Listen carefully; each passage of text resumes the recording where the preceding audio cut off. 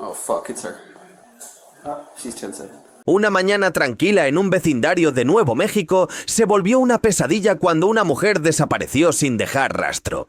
Al principio parecía un caso más de persona desaparecida, pero la realidad era mucho más oscura. Los detalles escalofriantes hallados dentro de su casa revelaban que no se trataba de una simple desaparición, sino de un asesinato cuidadosamente encubierto.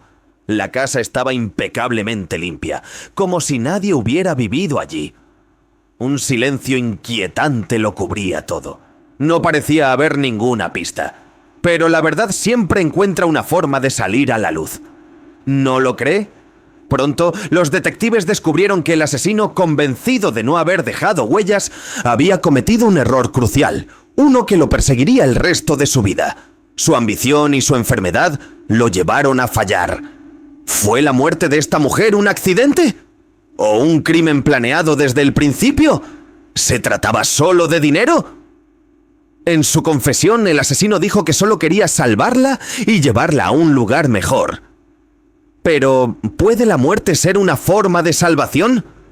En este video seguiremos los pasos de una vida marcada por la sospecha, una investigación cada vez más profunda y una verdad que finalmente llegó a los tribunales.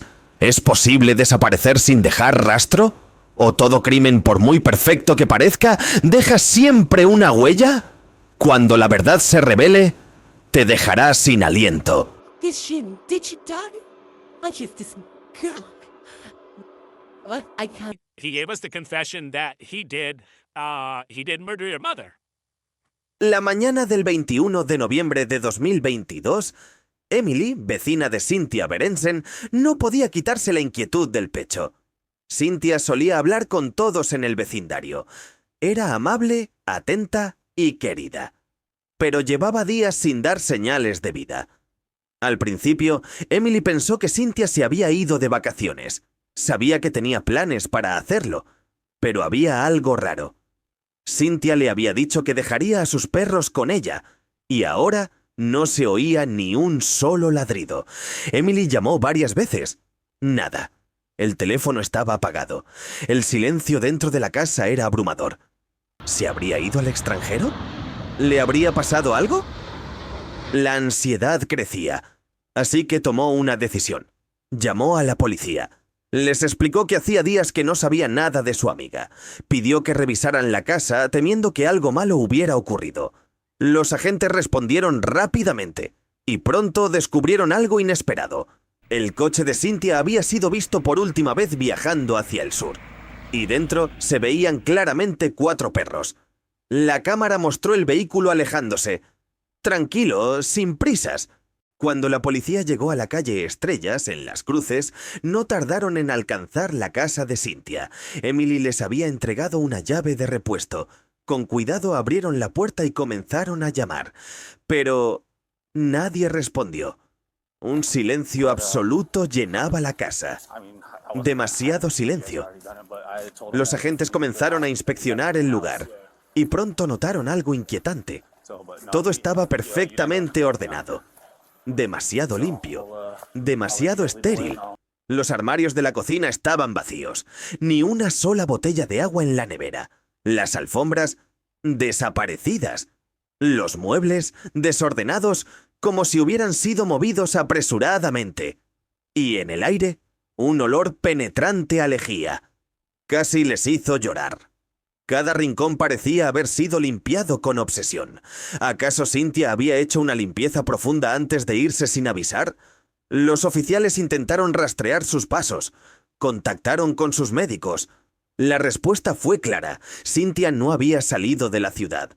Y tampoco se había presentado a sus revisiones médicas. Sufría de diabetes y problemas cardíacos. ¿Le habría pasado algo? No había ni rastro de los perros. Y ese nivel de limpieza no parecía normal. No era una limpieza. Era una escena cuidadosamente borrada. Como si alguien hubiese intentado ocultar algo. Algo terrible. Al llegar al dormitorio, los oficiales se detuvieron en seco. Un olor insoportable llenaba el ambiente. El aire era denso, pesado.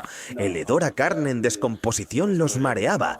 Pensaron que tal vez los perros habían muerto adentro y siguieron buscando con atención cada rincón. La puerta del baño estaba cerrada. ¿Podía Cynthia haber dejado a sus perros encerrados allí y haberse marchado? Sin perder tiempo, derribaron la puerta.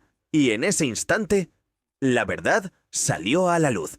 El cuerpo de una mujer yacía en el suelo, inmóvil, la piel de un tono morado oscuro, el cuerpo hinchado. Insectos zumbaban a su alrededor, y el olor de la muerte era abrumador. Del cabezal de la ducha aún caía agua, como si el tiempo se hubiera detenido. La mujer todavía tenía la ropa puesta. Su cabeza estaba cerca del borde de la bañera. Había un pequeño rastro de sangre seca esparcida por el suelo. Era Cynthia. Había muerto dentro de su propia casa. ¿Fue un accidente? ¿O un asesinato oculto bajo una cortina de limpieza? Aquí está la grabación de la cámara del cuerpo de los detectives entrando en la casa. Mira con atención. ¿No es hermosa la casa?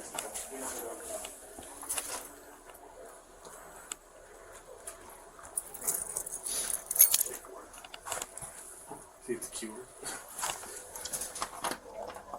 93600. You just get a chat for a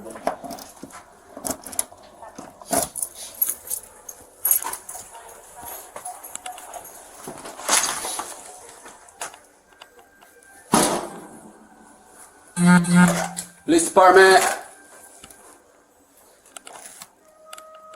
Police department. Anybody inside, can you come out with your hands up and empty, please?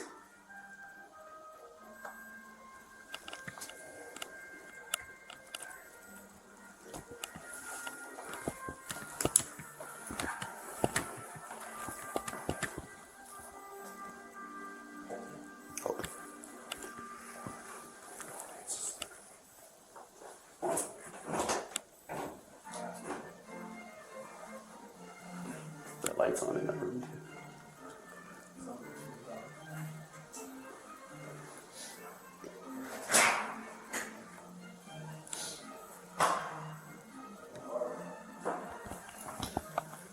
No car?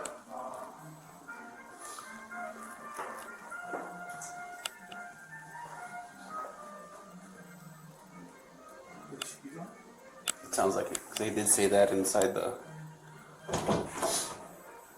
Police department.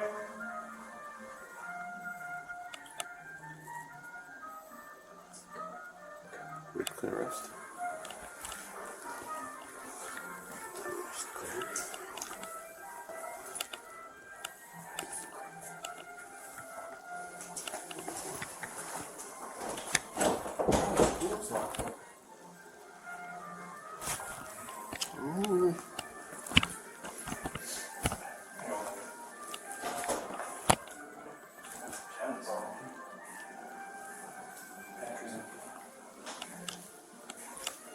So open door there.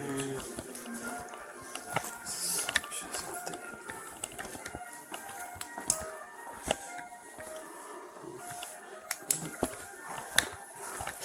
not there.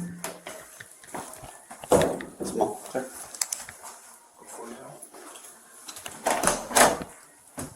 It's like empty.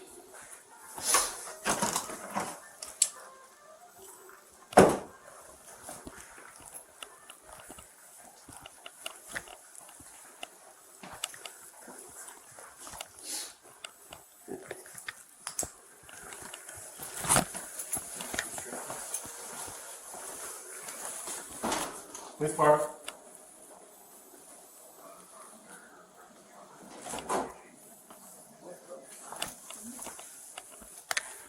Empty?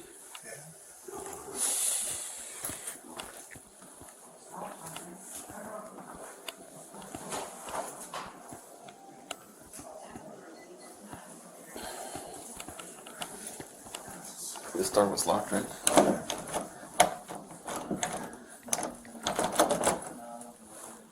Let's see if there's like a key or anything.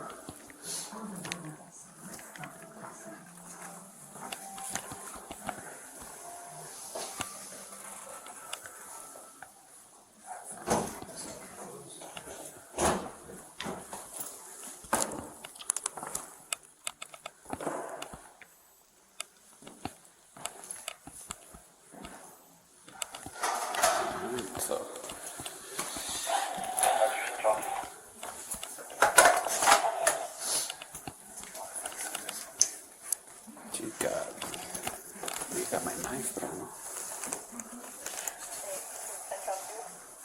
Ya lo puedes ver.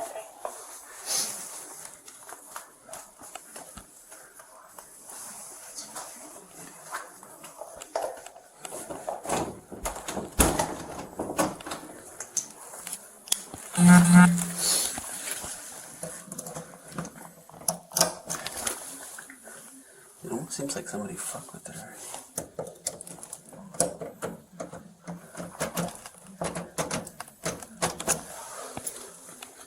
That's not gonna work. So you got a screwdriver for the check paper.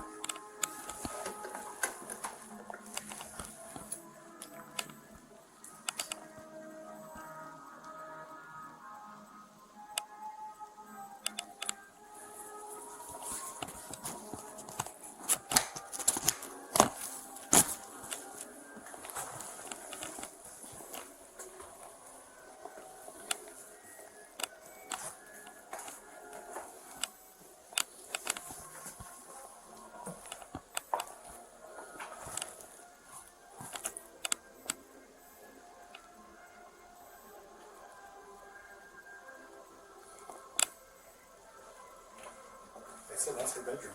It is. You have to kick the door. That's what I'm trying to think. Like, You can ask LT. there's no signs of. But that's Smell. really. Yeah, just the smell. I can't tell. Did you see that?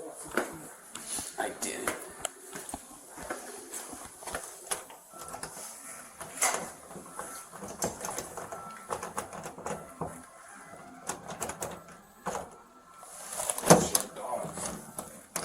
Yeah. I got it. Oh, got it.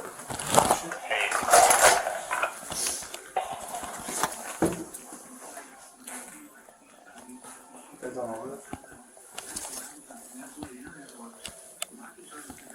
Purchasing those lists and then getting through the veil of anonymity to actually put individual names to lists is able to characterize and profile American citizens based on a whole host of things that are public but anonymous.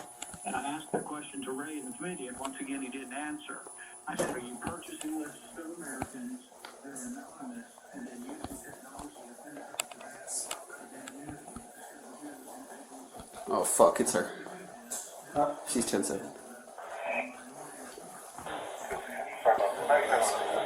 Oh, what the fuck? Well, that's good 24's fuck. Yes, it is. Alright, let's hold this.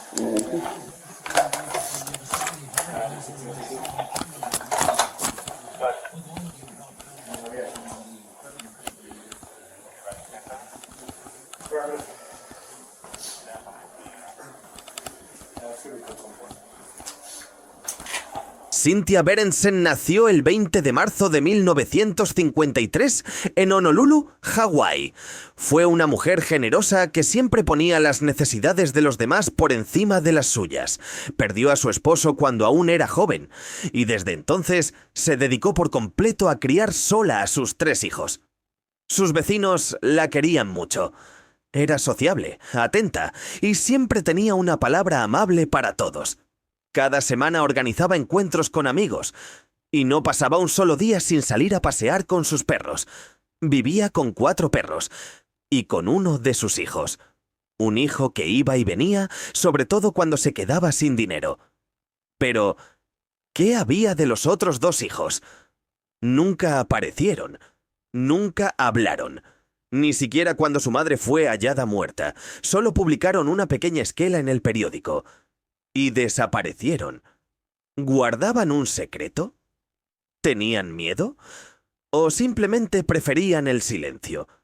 Sea cual sea la razón, el misterio crecía. He gave us the confession that he did murder your mother. Dillon Waller, el hijo de Cynthia, siempre tuvo dificultades para encajar. Sufría problemas de control de la ira. Y desde pequeño había sido ridiculizado por una cojera que lo marcó de por vida.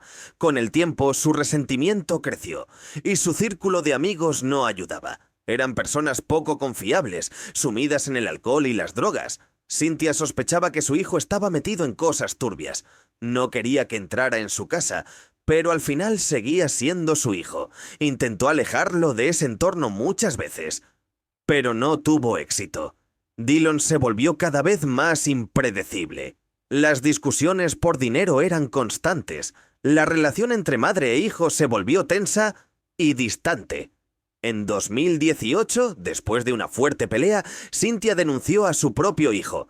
Las autoridades decidieron imponer una orden de alejamiento, por riesgo de daño físico. Ella aceptó la decisión, y no lo volvió a ver, por un tiempo, hasta que Dillon fue hospitalizado por un problema en el pie. Cynthia, al saberlo, no pudo evitarlo. Fue a verlo. Dillon se sorprendió, y le prometió que cambiaría. Prometió que sería un buen hijo. Cynthia lo creyó, y lo trajo de vuelta a casa. La orden seguía vigente hasta 2032. Pero su corazón de madre no la dejó seguir alejada. Durante un tiempo, todo pareció calmarse. ¿Dillon cuidaba el jardín? ¿Ayudaba con la limpieza? Parecía haber cambiado, hasta que el dinero volvió a escasear, y todo volvió a romperse. En 2018, la madre de Dillon no pudo contener las lágrimas cuando un testigo describió su violenta pelea. Ella no podía olvidar aquel día. Cuando salió de casa estaba angustiado. Intentó caminar por la calle, pero se tambaleaba por su vida. Cuando algunas personas del barrio la vieron en ese estado, corrieron hacia ella. Según sus relatos, la mujer había recibido una gran paliza. Su cuerpo estaba cubierto de sangre. Inmediatamente la llevaron a una casa cercana, le limpiaron la sangre, le lavaron la cara y las manos y le cambiaron de ropa. Allí la protegieron durante un tiempo para mantenerla a salvo. Sin embargo, no pudo explicar del todo su experiencia a la policía, porque la persona que le hizo esto era su propio hijo. Dillon agarró a su madre por la cabeza, le dio un fuerte puñetazo, la golpeó sin piedad y la hirió gravemente. Incluso después de este terrible incidente, su madre no se atrevió a denunciar a su hijo. Tras este incidente, las discusiones continuaron y el tribunal dictó una orden de alejamiento contra Dillon y su madre. Sin embargo, el instinto maternal prevaleció y al cabo de un tiempo su madre se reconcilió con su hijo y lo acogió de nuevo en su casa. La última vez que alguien vio a Dillon iba al volante del coche de su madre. Los 4 perros de Cynthia también habían desaparecido, pero todos llevaban microchips registrados a su nombre, y eso sería clave en la investigación. La policía activó una alerta de búsqueda. Los detectives sabían que algo no encajaba. El 17 de noviembre, en una autopista desierta de San Diego, el coche de Cynthia fue hallado abandonado en un arcén. A pocos metros de allí estaban los perros, sanos, vivos, pero sin su dueña. La policía inspeccionó el vehículo con detalle, y lo que encontraron no dejó lugar a dudas. Las huellas de Dillon estaban por todas partes. Mientras tanto, los otros hijos de Cynthia fueron localizados, pero apenas colaboraron. Volviendo a la casa, los investigadores hicieron un examen minucioso, y lo que descubrieron era inquietante. Casi no había huellas. Todo había sido limpiado con una precisión sospechosa. Aún así encontraron rastros, huellas de Dillon, de Cynthia y de una tercera persona, un individuo transexual llamado Lewis, pero lo más escalofriante estaba en el cuerpo de Cynthia. Las marcas en su cuello hablaban por sí solas. Esto no fue una caída, esto fue un asesinato. La policía intentó interrogar a los hijos de Cynthia, pero Dillon había desaparecido. Los investigadores no tardaron en sospechar que había huido a México. Al parecer, se movía en círculos peligrosos y estaba involucrado en actividades ilegales. Al revisar los movimientos bancarios de Cynthia, descubrieron que su cuenta había sido vaciada justo después de su muerte. Y el responsable era Dillon. Fue la prueba más clara hasta el momento. Con eso, se emitió una orden de detención en su contra. Pero Dillon ya había cruzado la frontera. Se escondía en México, junto a 2 amigos. Mientras tanto, los detectives también detuvieron a Louis. Querían saber por qué sus huellas estaban en la casa. Louis confesó que había estado allí con Dillon durante un mes y que había dormido en esa casa varias veces. Por eso sus huellas estaban por todas partes. Como no había pruebas suficientes, Louis fue puesto en libertad. Pero Dillon seguía prófugo. Dillon estuvo desaparecido durante meses, hasta que el dinero se acabó. ¿Y su pie? Volvió a dolerle. Sin recursos y enfermo, regresó a Las Cruces en autobús. Apenas podía caminar. Y así fue como lo atraparon. 5 de abril de 2023. Lo llevaron directamente a comisaría. Y comenzó el interrogatorio. En su primera declaración, Dillon negó todo. Dijo que no sabía nada de la muerte de su madre. Afirmó que llevaba más de 1 año sin hablarse y que ni siquiera vivía con ella. Cuando los detectives le preguntaron por Louis, respondió que apenas la conocía, que su nombre era Bianca, que era transexual y que habían tenido una relación breve. Según Dillon, un día ambos volvieron a casa de su madre. Llamaron a la puerta, pero nadie respondió. Al entrar, dijo que encontró a su madre muerta en su habitación y pensó que llevaba ya varios días fallecida. Dijo que limpió toda la casa para que no le culparan y que luego decidió huir con Bianca a México, llevándose los perros en el coche de su madre. Pero aseguró que Bianca nunca cruzó la frontera. También dijo que retiró dinero del banco con permiso de su madre. Pero ahí se contradijo. Porque para cuando se hicieron esas transacciones, Cynthia ya llevaba varios días muerta. He aquí una de las mayores pruebas de que te están retirando dinero, Dillon. Declaraciones de un empleado del banco. And I don't have the exact dollar amount yet, but they've taken out thousands of dollars through the ATM. But there are, I don't even know how many, because I haven't dug into it yet. And like, that looks like they're going to Walmart and buying gift cards, because there's just a crap ton of charges at Walmart for like $101.14. So I think they're buying $100 gift cards to be my guess. Okay. So charges at Walmart, you think they're gift cards, and then also ATM withdrawals? Yes, lots and lots of ATM withdrawals as well. And those ones, and like I said, I just got in my car, but the ones that I saw, most of the ATM withdrawals, I want to say that they're $500 each. And they just dumped it out. Okay. Aquí está la transcripción completa de la primera declaración del Dillon. Have a seat, Dillon. Would you like me to cup them up or? You'll be fine, right? Yeah. Thank you.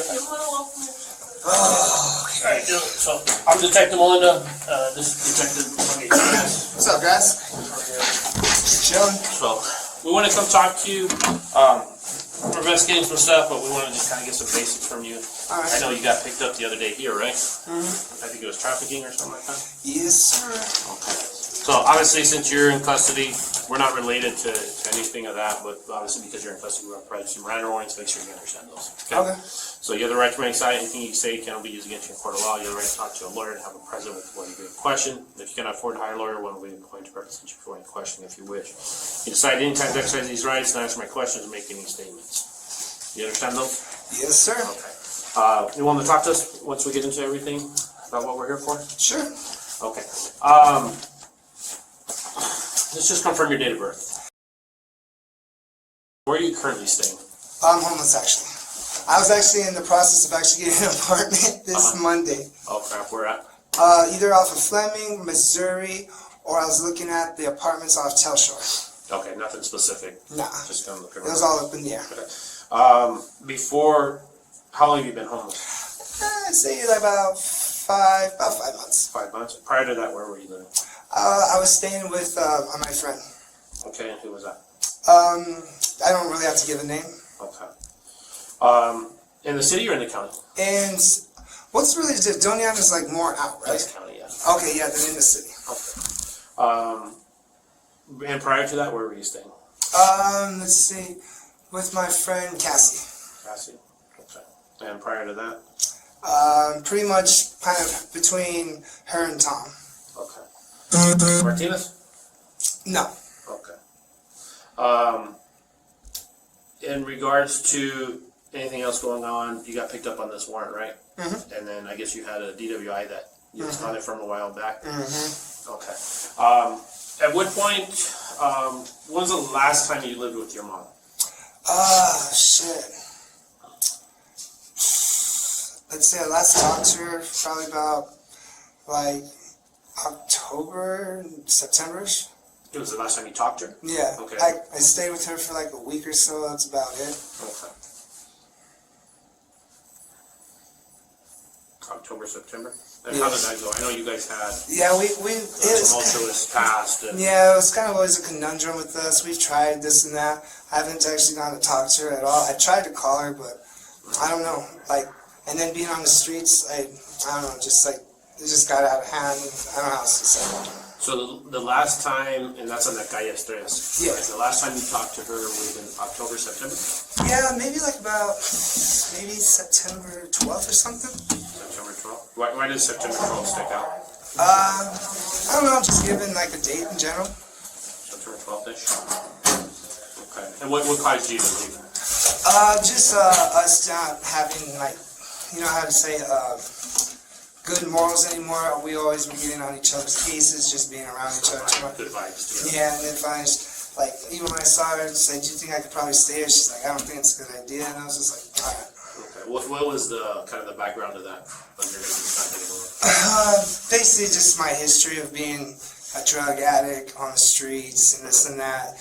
You know, she gave me multiple times to try and this and that, and I always failed. And, you know, so just had to learn to live with it. Okay. What was it like the last time you talked to her? It was alright, you know, we got to talk for a minute and stuff, and I don't know, I could just feel that it wasn't really yet that time to, like, move back in and shit. Okay.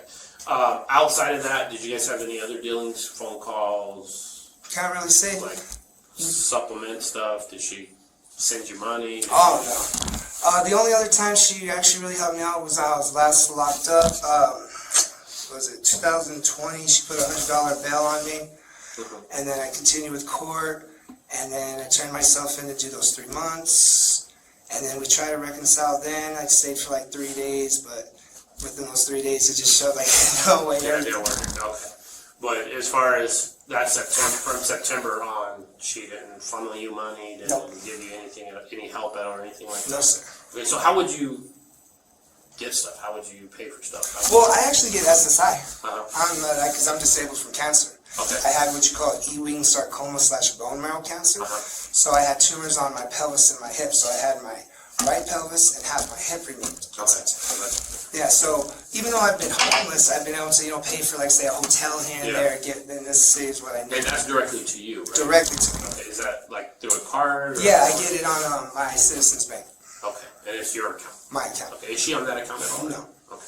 So, in regards to like, you know, having any additional contact with you, haven't had any contact with No, sir. Okay. Have you made any trips, like in the last year, out of state, out of country, or anything like that? No. Nothing like that. Okay. Have you ever had access to your mother's cars? No. No. Okay. So this is where it's going to get important, where we talk about things about basically your last contact with your mom. Okay. Okay. Your mom's deceased. Yeah. What do you mean? Your mom's deceased. You're bullshitting. No. So How can she be deceased? your mom was found November 21st of last year at her house, deceased. How the hell am I just hearing about this now? I don't know if you're just hearing about it now. That's what we're here to talk to you about. You've been gone in the wind for the last What the fuck? 8 months, okay? So the reason why we're asking you questions and we come here and we ask you specific things is because we're trying to lay out a timeline, okay? And find out what's going on. And I already know you've told me a couple untruths. I'm not gonna call them lies yet, but you've already told me some untruths. So it's important that we sit down and we talk and figure out what's going on, what happened, did anything happen, did you walk into something? Excuse my language, but shit needs to be put on the table today. Okay? Because right now, I've got a couple holes already from what you just told me in the 5 minutes I've been here. So, compose yourself and let's talk. Because you know I didn't just come in here out of the blue, right? Yeah. So I need you to be straight with me as much as you can. Good, bad, indifferent, whatever it may be, today's the date. Alright, here's the real scoop. I ended up meeting this transgender online and everything. And me and my mom, we went to go get her and stuff. And we get there, I was living with mom for like the last year and stuff. And whenever we were out doing our business and everything, we came back and found her deceased. And I knew I had warrants at the time, so I didn't actually call anybody. I didn't know what to do. And I first thought about fleeing the country, but then I just didn't know what to do. Okay. So Because I had a key and everything, and I opened the door, and I'm like knocking on my mom's door, like, Mom, hey, I'm here. Finally, I open it and everything, and I see her and everything, and I'm just like, Mom? I don't know, maybe it was like 3 days, because she was already like puffy and shit. So, that's pretty much the reality of it. I found her deceased, and I didn't know what to do. okay. So tell me what you did do. I understand not knowing what you didn't know what to do, but what did you do? Like, there's specifics and details that we know. Yeah, like the house was clean and stuff. Okay, what else? That's pretty much really it. I was just so scared because I didn't want to get arrested and this and that, and that's pretty much really it. What do you mean by the house was clean? Like I wiped down the counters in case I had fingerprints and everything, because I didn't want it to leak to me like as if I murdered her or something, That's honestly as much as I can really say. What else? And so I thought about what I did was I packed like the car and everything to go to Tijuana, and I was staying with the transgender, like I had her staying with me, and I was like, alright, we'll just flee the country and all this. And once we got to the border, she said she needed to do something, and I was like, alright, because we were going to take care of the dogs and everything like that. So I wound up being in a hotel in Tijuana for about a week or so, and then something happened with her and the dogs, and then I had no money, I didn't know what to do, so I came back in the States. And then I wound up going to the hospital. I was very dehydrated from potassium and such. And that's really just the real whole scoop. Okay. So we're gonna kind of jump back and forth in places on that. So when you end up down in Tijuana, you said the dogs? Yeah, she had some shell teeth and everything. And so like I said, whenever I got in the house and everything, there was shit everywhere and this and that, because like I said, I cleaned up and everything, make everything look nice and this and that. I said, I was just so freaked out, I didn't know what to do. I just didn't know what to do. Okay. So you end up, this transgender, what was? She goes by Bianca.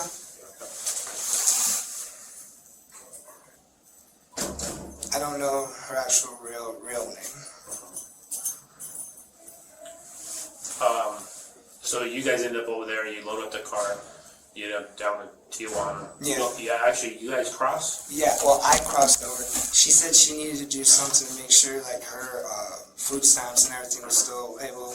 She was supposed to come back the next day, then she wound up lagging. She kept the dogs, right? Yeah, she wound up lagging, and then all of a sudden, I hear that she gets arrested or something, and then the dogs, I guess, were gone, and that's when I started, what the fuck to do? I didn't know what to do. So then I just crossed back over, and yeah, this is just something it's just bound to happen. Yeah. So loading up the car, describe what you loaded. Oh, just necessities, shower gel, clothes, pretty much that, dog food and this and that. Cause like, yeah, like I said, we were gonna go to Tijuana, and I was like, cause like I said, I was like, fuck, I got warrants and this and that. I was like, what do I do? I was like, do I just own it up like a man? Say I found her, own it up like a man, what the fuck do I do? So yeah, I just was freaked out. And So when you say necessities and stuff like that, describe we were there, so we've seen everything, so describe the kitchen to me. the what? Kitchen. It was, Fridge, cabinets. yeah, it's cleaned out and everything. Just emptied out all the food and this and that. What? I don't know, just, I didn't think of it, wanted to spoil, I don't know, it was just, You loaded it all into the car? not all of it, just some of it, you know, to take on the trip. The other stuff that would just been left around, just threw it away. Into the trash can? There at the house? Oh no, like one of the dumpsters around Pickwick and shit. Okay. What about furniture, Oh, no. blankets, rugs, No. anything like that? Nothing with the living room rug? Oh, like I said, like that, you know, shampooed it and everything, that's about it. You shampooed it? Yeah, because like I said, there's dog shit on it and everything. And then what'd you do with it? Because it's gone. Threw it away. Where did you throw them at? Pretty much like the same like dumpsters around Pickwick, or the Circle K, the one on Sonoma. By that car wash, back there behind the car wash? And you took her car? How did you get to her house? What's it called? Well, they said we were staying together and everything, and it was actually I went and hung out with some friends for a few days and everything, and with Bianca and everything, and then that's when we came back, and everything was just, the dogs, like I said, it was all, the house smelled like shit and everything, came back, her door was locked when it was never locked, and I unlocked it and everything, and because there was like a horrible kind of smell already happening, and then found her, and I just panicked and freaked, I didn't know what to do. And what did you do? Tell me what you did.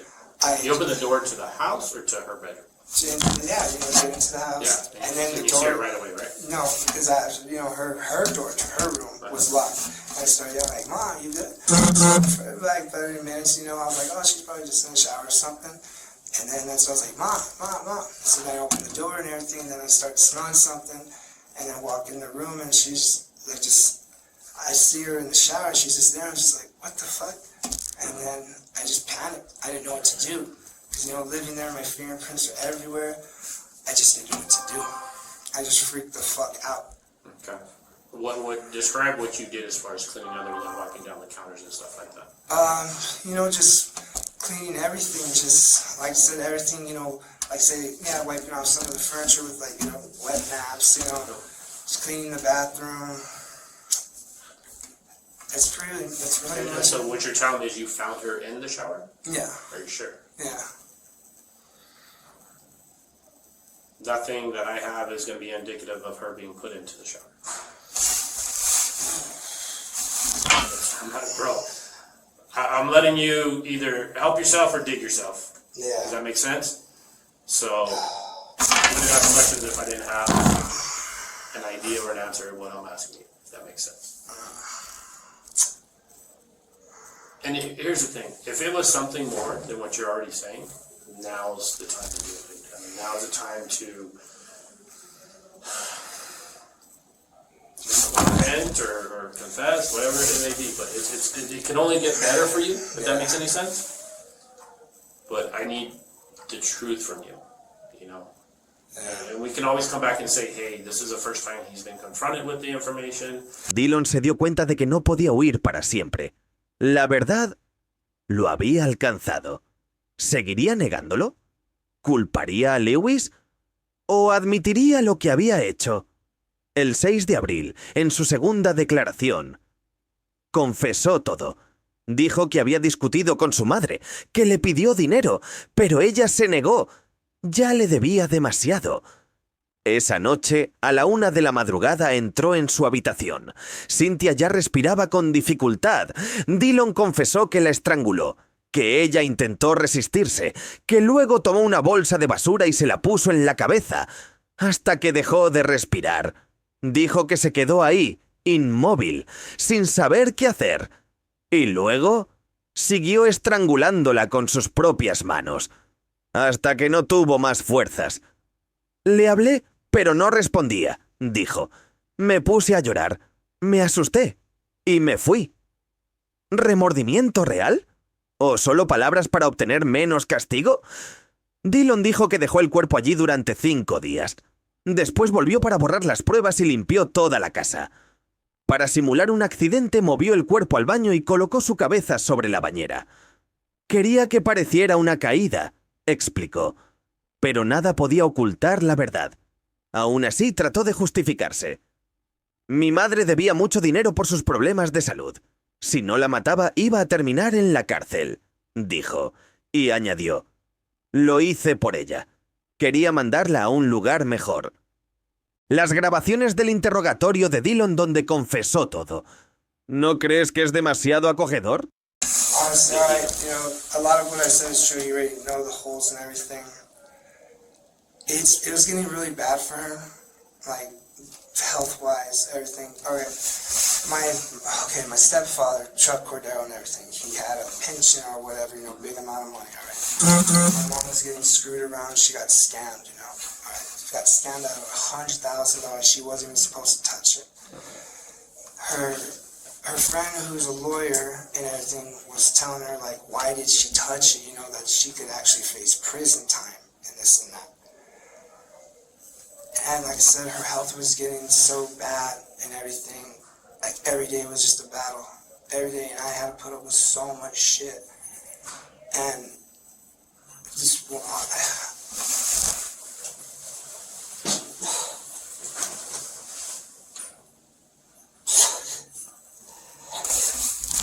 I thought I was doing I thought I was doing the better for her. Because I never thought I could never see my mom in prison. I fucking loved my mom. I loved her. I didn't do it to fucking take money, to try and get the house or anything. I only used enough money that she had, to be able to go to Tijuana, start a new life and everything. And I couldn't handle her her being in pain anymore. I just couldn't do it. And when the whole shit about her having to possibly face prison, I could never live with myself. That's when I was like, I'd rather did what I did and go to prison for however long I do than her have to suffer. For the pain, the physical and the emotional side of that. So let's talk about what happened. So pretty much, after we drove actually all the way to San Diego to get Bianca, she was living with us for about a month. And I was just always like, I always thought in my mind, like, if she did wind up being able to get sentenced or something, that I would do what I did. Because I couldn't never see her in jail. I've been in jail before, and this and that. She's one of those good people. She was always a good person. Your mom? She was a very good person. So just one night, I was just sitting on the couch because she was like just screaming in pain. She was just so fucking in pain. She was crying, she's yelling at me, not yelling at me, but she's just yelling, what am I gonna do? How do I get this money back? Because she got screwed over so hard by this fucking guy. And like these scammers and shit, and she was like just freaking out so bad. And I'm like, how can I help? There's nothing I could do. And so I don't even know the date. I just went in the room. I looked at her, I gave her a big old hug, and I strangled her to death. That's basically it. How? I hugged around her, and I just held her as tight as I could around her neck, just telling her I love her, and I'm so sorry for this, but it'll be better for you. It's going to be a lot worse for me, but it'll be better for you. Okay. But detail to me how you walked into the room, I just walked how in. you held her, where she was at. She was just laying on the bed and everything. Sometimes, I always would have night terrors and stuff, so sometimes I would go in the room and lay next to her and stuff. So she was just laying on the bed like normal. And I lay with her, and then I don't know, all of a sudden it just happened. I don't know what, it just happened. It just happened. Were you front or behind? Like on the side like this, and I started doing it, and then she started freaking out, so then I had to like really like get in there and squeeze in her, and then finally when she like Passed. she fell on the ground. So were you standing or laying? At that point, I was standing up because once I got up and everything, she just like fell over and stuff. Okay. When you basically meet to clutch her, you're both laying down on the bed? Is her back to you or is her? It was like this. She was kind of like this, and I was like on the side. And when she started like freaking out, that's when I kind of got a little more on top of her, like that, just around the neck. So more compression? Yeah. You think versus strength? I mean, you Yeah, said strength. yeah, it was like at first. Yeah, it was more like that because I know probably the hand marks are there at first. Then more would start like that. Do you have her more around the neck or around the upper chest area? I would say more like that in a sense. Because I'm pretty sure it showed like my handprints are kind of like pushed in or something. Okay, so and this is what's kind of will help you along your lines. What's going through your mind at this moment? All I'm thinking about that she's just going to be in a better place. That I've suffered so much in my life. What's another fucking prison sentence?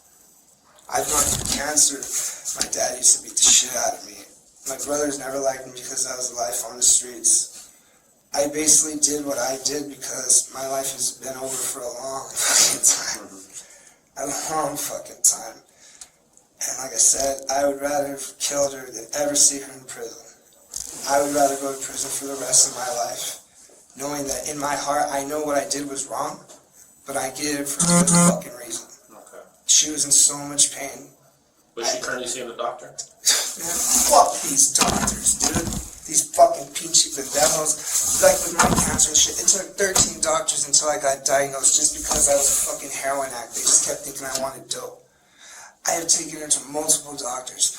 Even just to get a simple fucking Vicodin and do these faggots won't do that shit. And then who's this attorney you were talking about? But, what's his name? He's attorney that she knew back in Austin. What's his name? Craig. I forget his last name. He's some black dude. He lives out of Houston. They talk all the time. You probably find it in her phone records. And he's in Austin? No, in Houston. Houston. You know what the connection was? Oh, good. They had a good connection. No, but like how did they know each other? Oh, like he was her lawyer. Like when I was living in Austin when I was a baby and shit.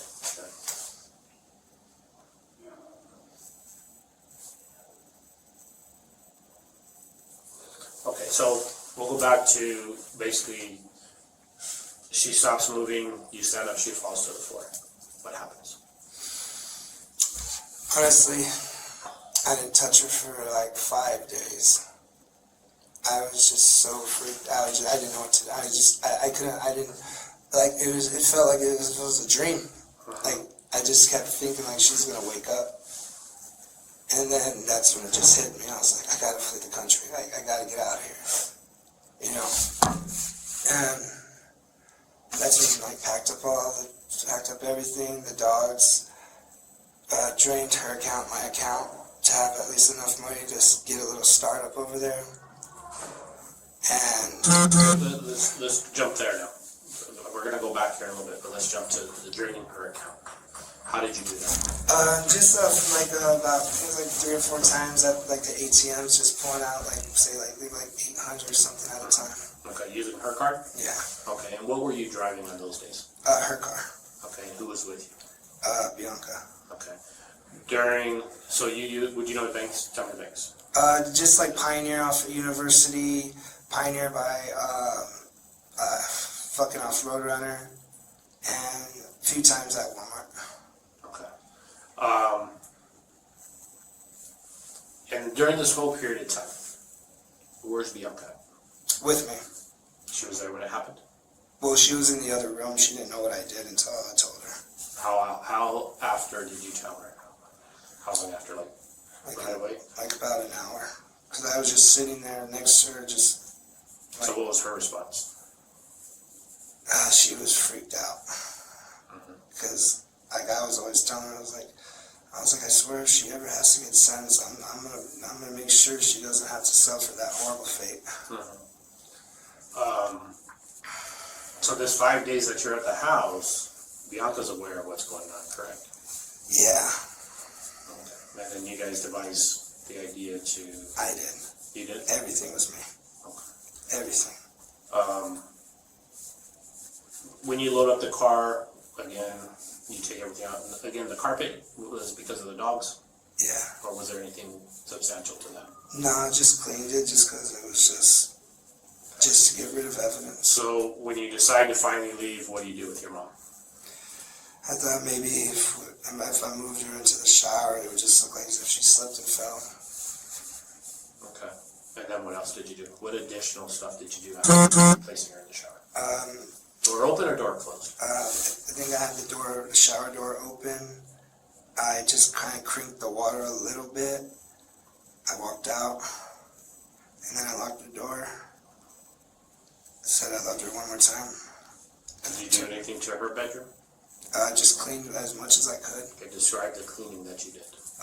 Wiping down everything from the cabinets, bedspread, anything I could have had in my DNA, but it doesn't matter what it is, anything is always going to be found. Other than wiping down, did you move stuff around? Did No, you make the bed? Did you... Nah, I think I made the bed, or not. No, I think I left it undone, like as if how she was sleeping on it.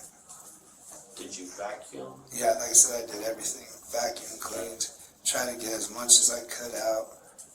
But I already knew it would really come back to me because they knew I was living with her and all that. Like, my brothers don't like me, her family doesn't like me. She was the only one that was ever fucking on my side about everything.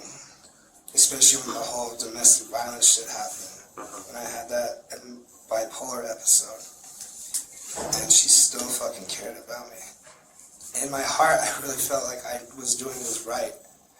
I mean, yeah, I could have just let her go on and on living and getting worse and worse. I just couldn't see it anymore. I just couldn't take it. So, what you're telling me, the physical stuff that you did is going to match physically what we have from the autopsy and everything, you believe? Because I know at first I was like this and everything. She was moving, and then that's when I went in like that, as hard as I could. What if I was to tell you that that's not consistent? What do you mean? What if I was to tell you that? Well, because I physically choked her and everything, and then like pushed more in, but kind of like pushing in. Okay. So basically what I'm trying to do is basically you reaffirming what you're telling me happened is what I'm going to physically see. Yeah. Physically see already. There's not going to be any variances. It's not going to come back and say, well, he started off lying. Now he's continuing a lie. Yeah, because like at first, when I was like down in bed like this, and then down like that, and then I started pushing, and then she woke up, and then started moving around, and I pushed her down more, and then started going like that, and then just really started pushing in like that. I don't know how much more else I can do. So you're saying approximately 5 days? Back about 5 to a week before leaving. Any alcohol, drug use during that period of time that you were there? Oh yeah. Well, as you already know, I got caught up with a second-degree trafficking, fentanyl use. So what happened with Bianca? Where's she at? Last that I know, she's in Tijuana. Did she eventually go back down there? Well, you said she got arrested, right? Yeah, something about she got arrested at the border. I don't know what happened with the car and everything, because we left it for a second, and we were first going over to get me over, and then she was going to get the car, go do what she had to do, then cross it over, and then we were supposed to go deeper into Mexico, and then just start a new life. But it didn't work out. What connections other than you here in Cruces does she have? I actually have, this is where it's going to sound crazy, this is where it's going to really sound crazy. We only knew each other for a month before me and my mom went and got her. Okay. Like, I literally don't even know her real name. Like, she's transgender. There's a lot of stuff I don't know about her.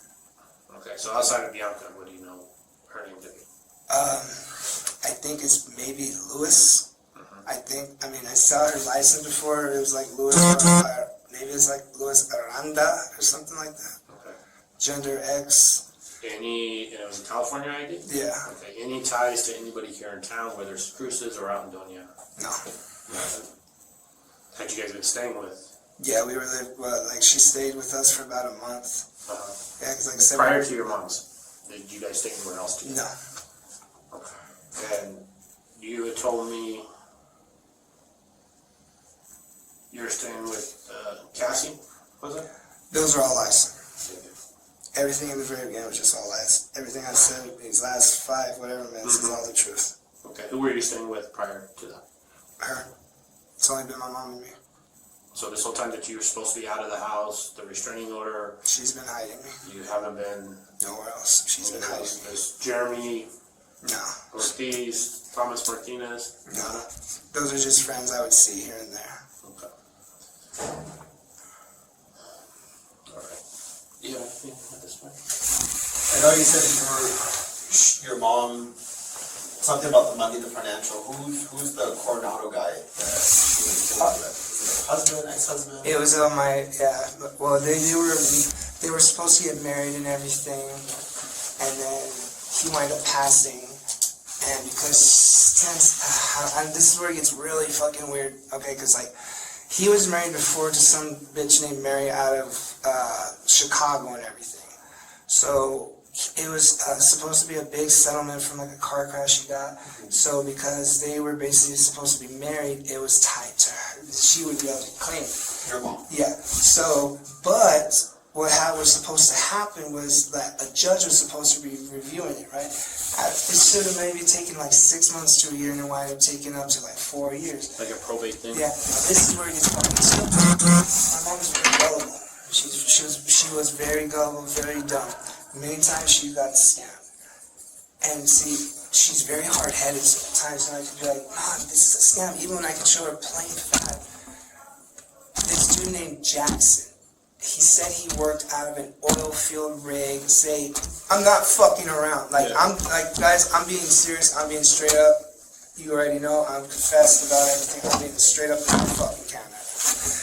This dude named Jackson works in an oil rig at first off Florida, right? And that he is somehow this like main dude in everything to the ties of like the oil rig and everything. But something about this story, it's really fucking stupid. Like I couldn't even like I literally like the first time when she drained like 50 grand and sent it in the mail, I freaked the fuck out when she told me. I was like, you did what? She literally. Yeah, like I said, you'll find all the shit in her phone, on her records. I promise you, you'll find it, all her conversations. She used that WhatsApp, I think, talking to him. Okay. The WhatsApp, yeah, it'll be Jackson. Like, guys, when you see it, you'll even find the picture of the dude that is so photoshopped. And because then I downloaded an app on her phone and was able to trace the actual photo and even showed her. And even at first, she even believed it, and then all of a sudden didn't believe it. So basically, she drained the whole probate account, sending it to this guy. And then when she talked to her lawyer friend Craig, he said that she could possibly face felony prison charges. That's when everything really started getting to me. Okay. But nothing had transpired. No law enforcement, nobody's contacted her up to that point. But No. it was just the thought that it's coming. Yeah, because like no matter, because as he told her, whether she says it or not, she was going to have to face prison time because she wasn't supposed to touch it at all. Even if she took $5 grand out and put it in, she wasn't supposed to touch it at all. Is this all information she's relaying to you? Yeah, or she would tell me. Were you present for any of those conversations? She would actually show me conversations, and I would be like, Mom, are you kidding me? Because he would also be like, okay, like here's a weird fucking one right here. Okay, so he's supposed to be a main guy. He's supposed to need money to be able to leave off the oil rig, to go back to Florida, and then be able to send it back to her but somehow can't access his account until he's actually on the land. Does that make any fucking sense? That's what, It makes sense what you're saying as far as the scam. that's what I'm saying. Like, and I mean, I'm like, wow, are you kidding me? Even like full face in her face about it.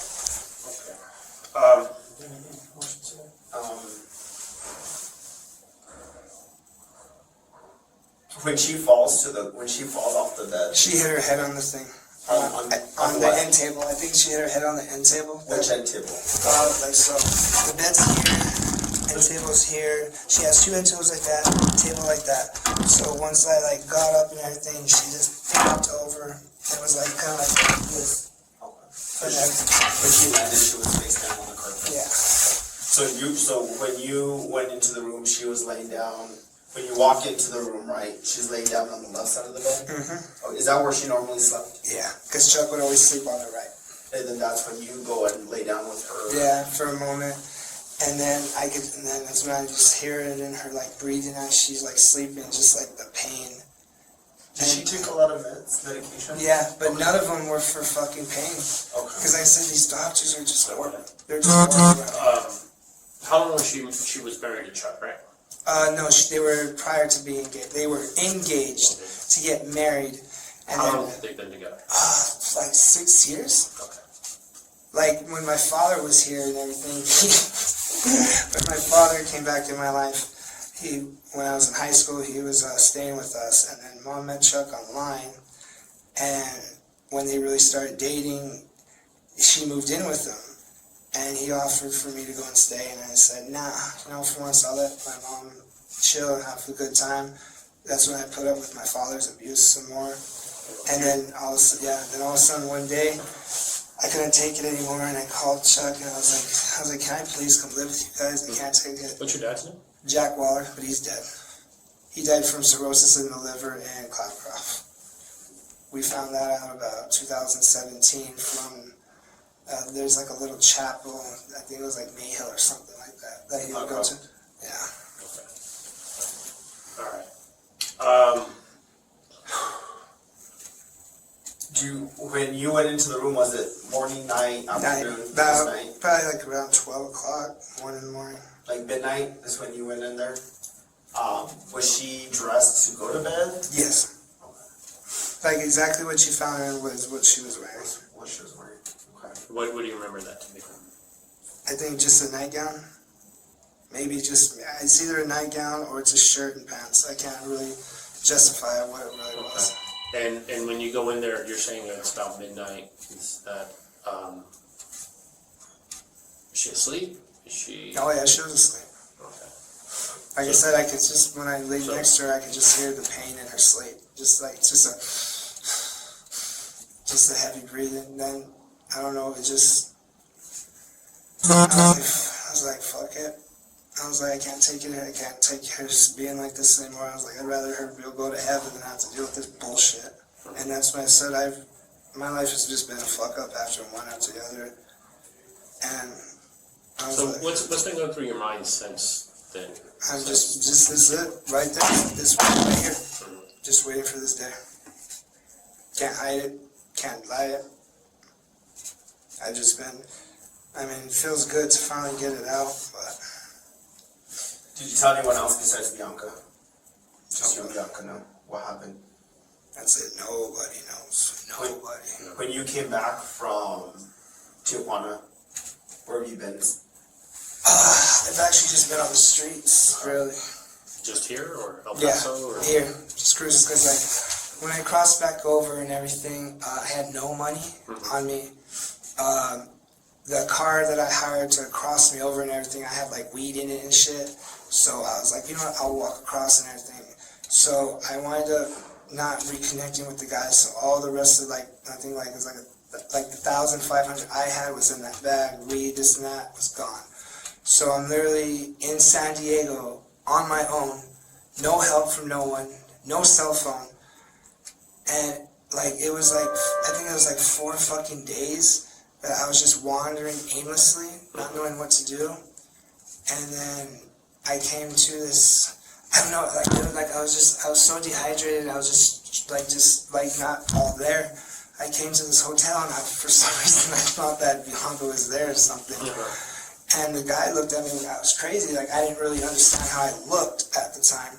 So then he was like, yo, you can't come in, blah, blah, blah. I was like, all right. Then all of a sudden I really felt weird. I was like, yo, can you call the ambulance and stuff? All I had on me was literally my driver's license, because when I went through the border, that was all I had. So then I wound up they took me over to Chula Vista Hospital.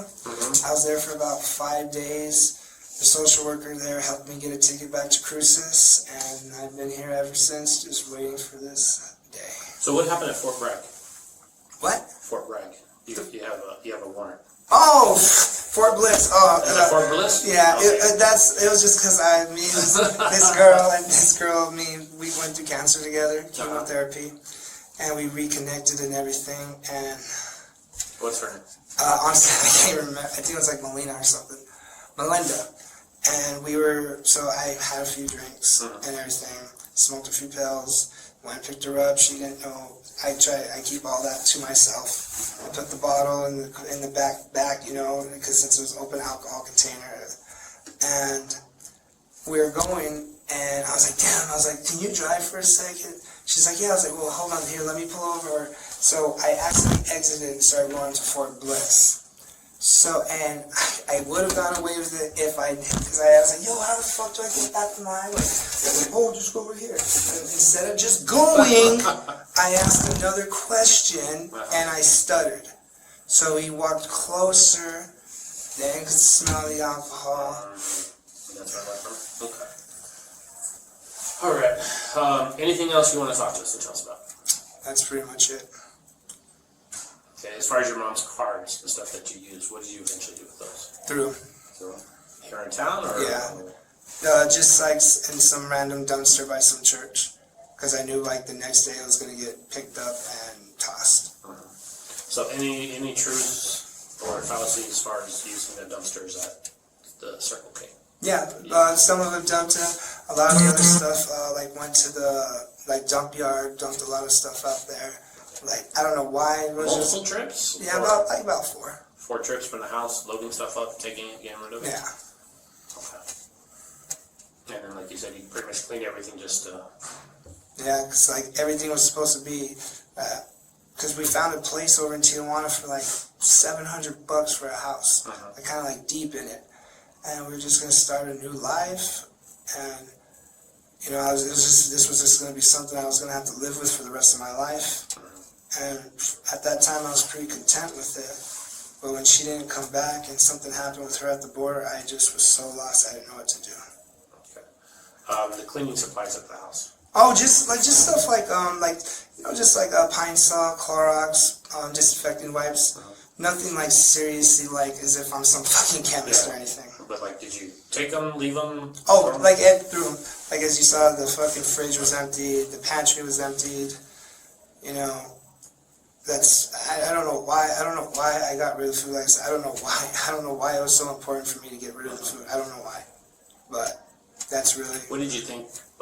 Eventually she was gonna be found, or how she was gonna be found? What was your thought process? I just thought maybe that's what I'm saying too. It really didn't matter because she had a friend named Ronnie who knew I was staying there, and if she was found dead, there would only be one connection to me. So I don't know. Like I said, this was just something I just been waiting for to come and to face the music. Okay. So, maybe if you guys could put in, because I'm going to be doing Fed time most likely. Yeah. Whatever happens with this, I would like to do the Feds. Fed side? Yeah, I don't want to do state. I want to be in the Feds. We'll speak on it. I've got to call them back a little bit too and talk to them a little bit. Like I said, these are the ones that it's better to get everything out than to continue with certain lies, and even some of the stuff that you told me. I'm not going to take everything 100%. So if I go back and things don't match up, that's probably not going to look good for you, right? Yeah, because the other thing too is you'll probably find fingerprints around her arms, because I had Bianca finally help me put her into the shower. So that's some more of the truth. But honestly, when I first did, I tried to use a bag, and then she fought me, and that's when I got my hands around her, and that's when I really started pushing it, and then with all my might. So then it kind of like wrapped around like this, and then just really, just like there was no like blunt trauma. I didn't bash her head in or anything. It was like I was trying to like say my goodbyes. Okay. So you're trying to use a bag at first? Yeah, because I thought maybe if I used the bag, it wouldn't show my handprints, so it wouldn't lead to me right away. But the more she fought, and when she freaked out that what I was trying to do, you know, she screamed out, like, help me, Jesus, and everything, and I was like, fuck, if I leave now, she's definitely gonna call him, that's attempted murder. So then I was like, fuck it, just do it. And that bag, It was just like a black normal bag, like a trash bag. A big hefty bag? Yeah, like a big hefty one. Okay. But bitch was strong. She's always been a tough one. Oh, she's always been a tough what did you do one. with that bag? Like everything else, just threw it away. Okay. You said you had to get Bianca to help you. Yeah. So when you moved her from the floor to the It was just normally like I was like grabbed her wrist and just went like that. Put her in the shower. The ankles, and so then put her in the shower and everything. I kind of put the bag on her face because I couldn't bear to look at it. So then the day that we were to take off and everything, I went in the shower. I could already smell her, like just whatever. And then when I pulled the bag off, my hand was shaking so bad because like maggots were already forming. And then I kind of just sprayed her down with some chemical cleaner. I don't know which one it is. And then she turned on the faucet, and that was it. Describe how she was laying in the shower. Just like that. Was she flat? Was she Yeah, propped just up? like her head was a little bit against the back part, and it was just like that. With the lotion, like the conditioner bottle, that maybe she like was going in to turn on the water, then slipped and fell.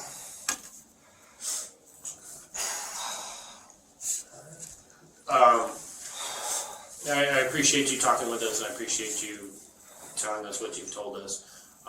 Again, that's some stuff we're going to go back and clarify and verify and whatnot, but you know, I hope everything you told us is consistent with what we have and what we're still finding out. Yeah. Because, you know, these are evolving things as they go. In the event that we have additional questions, you want to talk to us again? Yeah. Yeah.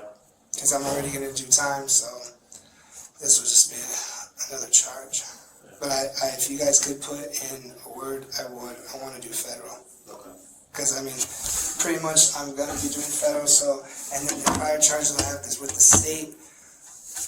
I'm not a bad person. I'm not a bad person. In my heart, I really felt like I was doing something good for it. I really did. It was just a fucked up way that it had to be. Yeah. All right. Any messages you want us to relay to anybody? No, not everybody hates me. All my brothers, they never liked me. Her family doesn't like her. They don't like me. It's literally just been me and her. It's only been me and her.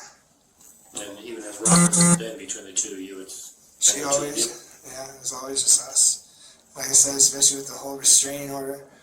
Because at the time too, when I had that one warrant, she couldn't take it off. It had to be more than like 3 years or something. And then I had another warrant, but she needed help a lot. I needed help too, so she would hide me and this and that, you know. Just a roller coaster. Yeah. Okay. All right. I don't have anything else. If we need to, we'll come back and talk to you. Yeah. All right. And then we'll call we gotta go back. We'll call the feds and the states. Yeah. But if you really can't sign, I just hear that the feds are a lot better. Yeah. Like with programs, like I'm probably gonna be doing now that I've confessed to this, probably like what 20 years or something. I'd rather at least be in federal, doing something good, like getting degrees, and because I love to read and all that shit. So now that I've confessed and everything, I just would like a little help like that. Because I'm willing to do the time, I just don't want to do state. I don't want to do state time. I want to do federal. If you guys can somehow help me out like that. We can mention that. We can mention it. Obviously, any charge that we come up with is going to be a state charge. Yeah. But we can, a lot of times they'll work stuff out. Yeah. Do concurrence or whatnot. So, alrighty. Any questions for us? How did you guys hear Like, how did you guys even get over there? Like, what happened? Car, concerned neighbors. You were seen there, Yeah. so. Wow. That wasn't too long even. You said the 21st? Yeah. I think it was the 21st that we got there. And I think it was like, was it the 8th? I know it was November. No, that was like just a week later. The 21st, that was just like a week later. Yeah, there wasn't a huge gap of time. It might have even been less than a week from the time you left to the time we found her in there. That's fucking crazy. All right, guys. And we can't divulge everything. Yeah, I gotcha. I know you can't say names and this like that.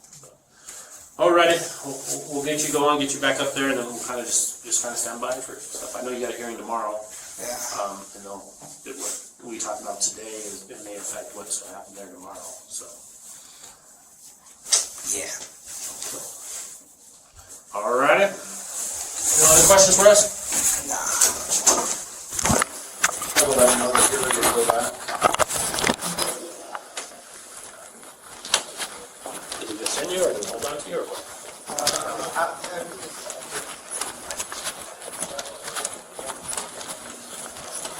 Well, let's turn you over to something.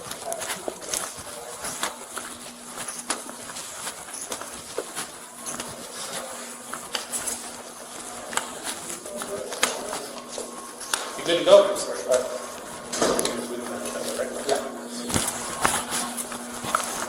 Con su confesión completa, Dillon fue llevado ante el tribunal. El juicio duró solo 3 horas, pero las pruebas hablaban por sí solas. Los detectives presentaron cada detalle, cada huella, cada contradicción. Lewis fue declarado inocente. El tribunal concluyó que no tenía relación con el crimen y que su vínculo con Dillon había sido breve y desafortunado. Dillon, en cambio, fue condenado a 30 años de prisión por homicidio en primer grado y 3 años más por manipulación y destrucción de pruebas. Su destino quedó sellado. Me pregunto, ¿verá este vídeo algún día cuando salga de prisión? Entonces dime, ¿crees que Dillon realmente quiso salvar a su madre? ¿O fue toda una excusa disfrazada de redención? Una madre lo dio todo. Perdonó. Amó. Y al final, fue traicionada por la persona que más quería. Es devastador pensar que alguien capaz de tanto amor terminara pagando con su vida.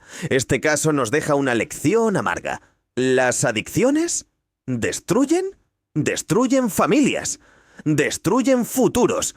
Nunca subestimemos lo que puede hacer el alcohol, la droga y el silencio. ¿Y tú? ¿Qué opinas? Déjalo en los comentarios. Y si te ha impactado esta historia, dale a like y suscríbete.